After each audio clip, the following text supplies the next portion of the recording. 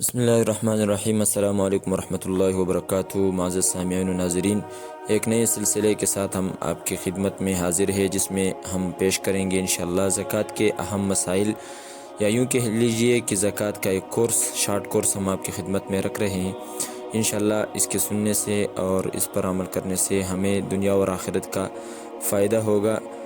میرے معزز دوستو، ہر مسلمان کو خصوصاً یہ حقیقت پیش نظر رکھنی چاہیے کہ اسے جو کچھ بھی دولت و ثروت ملی ہے، اس کا اصل مالک وہ خود نہیں بلکہ اللہ تبارک و تعالی ہی مالک حقیقی ہے، اور اس نے محض اپنے فضل و کرم سے ہمیں اپنی ملکیت میں بطور نائب کے تصرف کرنے کا حق دیا ہے۔ جب اللہ ہی اس کا مالک ہے اور اسی کی قدرت کی بنا پر ہمیں یہ نعمت میسر آئی ہے، تو اگر وہ اپنے بندوں کو یہ حکم کرتا کہ وہ اپنا سارا مال اللہ کی راہ میں لٹا دیں، تو ہمیں شکایت یا اعتراض کا کوئی موقع نہ تھا، کیونکہ اس کی چیز ہے، وہ جہاں اور جتنی چاہے خرچ کرے۔ مگر یہ بھی اس کا فضل ہے کہ اس نے جہاں ہمیں خرچ کرنے کا حکم دیا، وہاں پورا مال نہیں بلکہ کچھ حصہ خرچ کرنا ضروری قرار دیا۔ قرآن کریم میں جہاں بھی اللہ کی راہ میں خرچ کرنے کا حکم آیا ہے،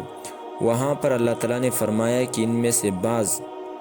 من تبعیض لا کر اس کی طرف اشارہ کیا گیا ہے کہ بعض خرچ کرو، سارا مال خرچ کرنا تم میں سے مطلوب نہیں۔ اور ساتھ میں اس طرف بھی توجہ دلائی گئی کہ ہم تمہارا مال نہیں مانگ رہے، بلکہ ہم نے جو تمہیں دیا ہے اسی میں سے تھوڑا سا حصہ لینا چاہتے ہیں،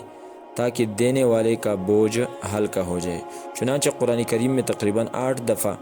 اللہ تعالیٰ نے وَمِمَّا رَزَقْنَاهُمْ يُنْفِقُونَ اس سے ملے جلے الفاظ ارشاد فرمائے ہیں، اور سب میں یہ فرمایا ہے کہ جو مال ہم نے تمہیں دیا ہے اس میں سے خرچ کرو۔ دوسری بات معزز دوستو کہ اس بات کا ہمیں شکریہ ادا کرنا چاہیے کہ پچھلے امتوں پر جو زکوٰۃ یا جو قربانیاں لازم ہوتی تھی، اس کے قبولیت کی نشانی یہ ہوتی تھی کہ اس کو ایک میدان میں رکھ دیتے اور پھر آسمان سے آگ آ کر اس کو کھا لیتی۔ اگر کسی کا مال آگ کے ذریعے نہ کھایا جاتا اور نہ جلایا جاتا، تو یہ اس بات کی دلیل اور علامت ہوتی کہ اس شخص کا مال اللہ کے ہاں اور اس شخص کا صدقہ اور زکوٰۃ اور قربانی اللہ کے ہاں قابل قبول نہیں۔ اللہ تعالیٰ نے ہم پر یہ احسان فرمایا اور یہ پردہ پوشی فرمائی۔ دوسرا فائدہ ہمارا زکوٰۃ دینے میں یہ ہے کہ پچھلے امتوں میں زکوٰۃ نہ خود کھا سکتے تھے نہ کسی غریب کو کھلاتے تھے، اور اس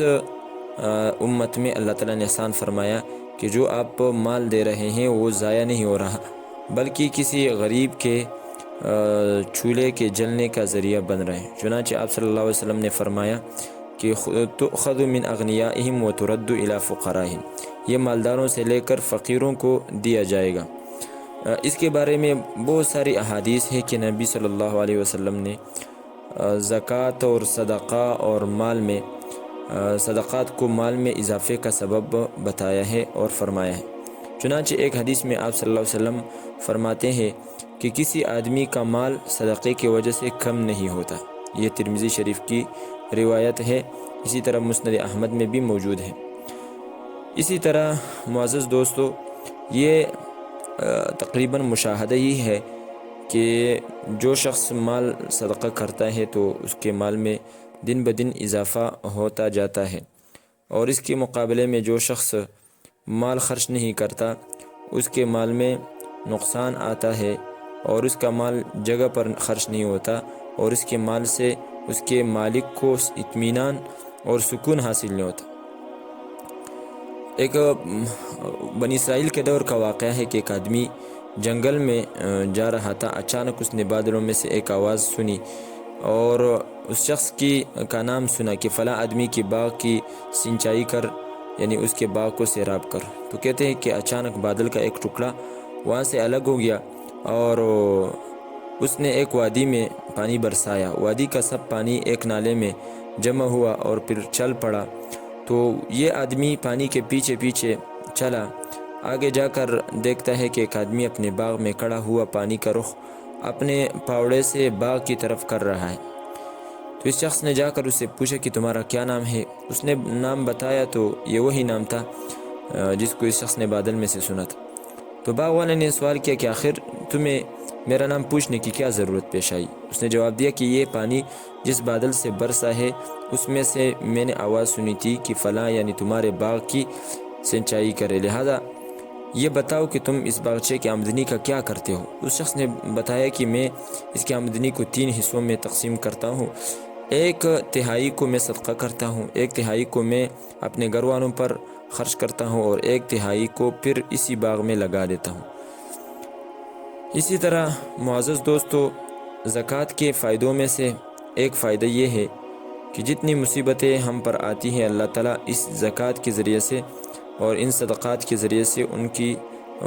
دفاع کرتا ہے۔ چنانچہ ایک حدیث میں ہے مشکوٰۃ شریف میں، اللہ کے پیغمبر علیہ الصلوۃ والسلام فرماتے بادروا بالصدقہ فإن البلاء لا يتخطاها، صدقہ جلدی دیا کرو اس لیے کہ مصیبت صدقے سے آگے نہیں بڑھتی۔ اسی طرح اس کے فائدوں میں سے ایک فائدہ یہ بھی ہے کہ اس کے ذریعے سے اللہ کا غصہ ٹھنڈا کیا جاتا ہے اور برے موت سے اسی کے ذریعے سے بچایا جاتا ہے۔ اسی طرح اللہ کے نبی صلی اللہ علیہ وسلم کا ایک اور ارشاد بھی ہے کہ آپ اگر اپنے مال کی حفاظت کرنا چاہتے ہو تو اس کی حفاظت زکوٰۃ کے ذریعے کیا کرو، حسنوا اموالکم بالزکوٰۃ، اور اسی طرح اپنے بیماروں کے علاج کو صدقے کے ذریعے کیا کرو، وداؤوا امراضکم بالصدقہ واستقبلوا امواج البلاء بالدعاء والتضرع، اور اسی طرح آسمان سے آنے والی مصیبتوں طوفانوں کا ذریعہ مقابلہ آپ دعا اور گریہ زاری سے کرو۔ اس سے معلوم ہوا کہ صدقہ و خیرات میں دونوں جہان کا فائدہ ہے۔ اللہ عمل کی توفیق عطا فرمائے۔